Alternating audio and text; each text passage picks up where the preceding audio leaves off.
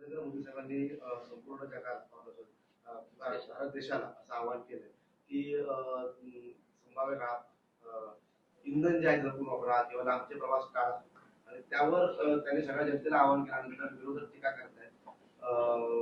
राहुल गांधी असं म्हणतायत की आज जे नरेंद्र मोदींनी आवाहन केलंय हे त्यांचं अपयश आहे आणि एकनाथ खडसे म्हणतात की त्यांना हे सुचलेलं उशिरा सुचलेलं शांत.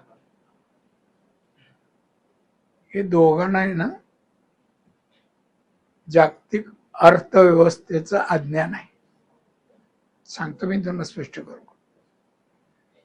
कारण आपण इम्पोर्ट आपण जेव्हा कमी करतो आणि एक्सपोर्ट वाढवतो तर आपण जास्त मजबूत होतो. आपला GDP वाढतो.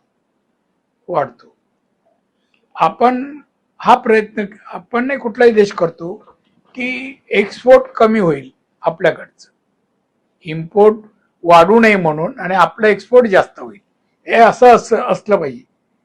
आता हा राहुल गांधी म्हणतो काय बोलले ते मोदीनं अपयश आहे. अपयश त्याला अपयश आणि यश मधला फरकच कळत नाही. एवढा बुद्धू राजकारण मी नाही पाहिलं खरं सांगतो.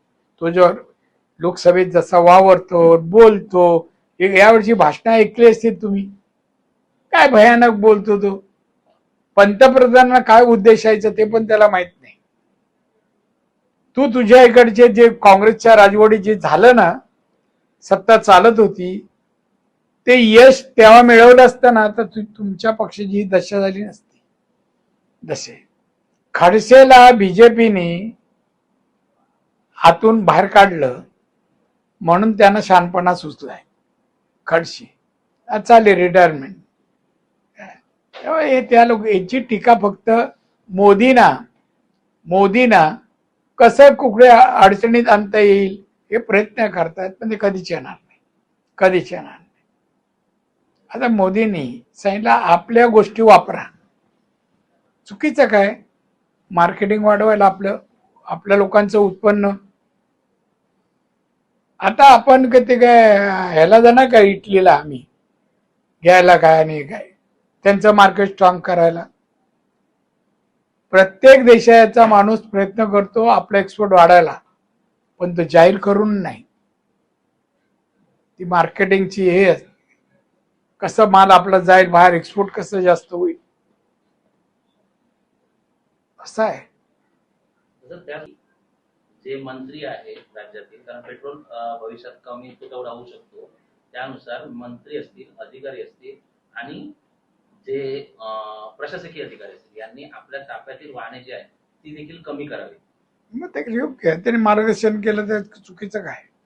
करावे. पेट्रोल आणि डिझेलची समस्या आहे देशासमोर समस्या, तर ती समस्या दूर करायचं काम पहिल्या अधिकाऱ्यांनी लोकप्रतिनिधी करायला पाहिजे. सत्तेवर आहेत त्यांची चुकीचं काही नाही आहे. तुम्ही म्हणालात गांधीवरून बोललात नाही, तो संपला तिथे संपला बोलला नाही, त्यामुळे आमचा सुरू झाला.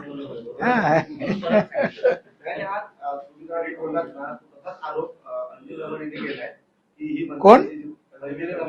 जाऊ दे रे, तू काय सगळ्या लोकांचे काय आहे ती रे, तिला कामधंदे काय? हे एकच कामधंदे आहे. मग दादा सध्या सिंधुदुर्ग जिल्ह्यातील म्हणजे कोकण किनारपट्टीच्या भागातील आंबा बागायतदार चिंतेत होता आणि त्याचप्रमाणे जो शासनाने जो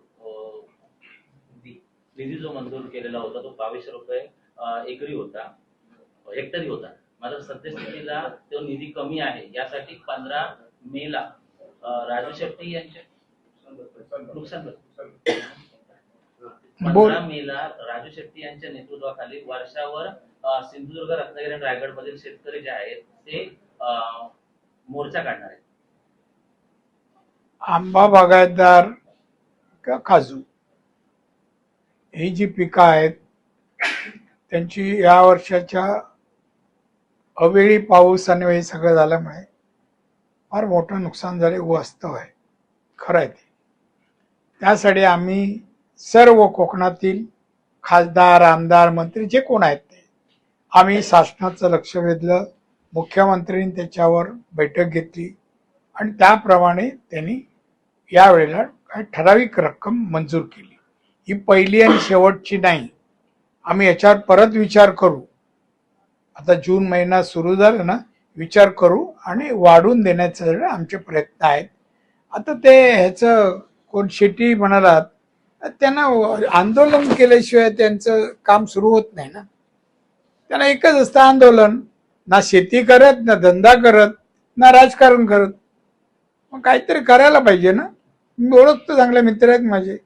मी सल्ला देईन बाबा, रॉंग साईड आहे, करतो दिलं आहे ना मित्र आहे.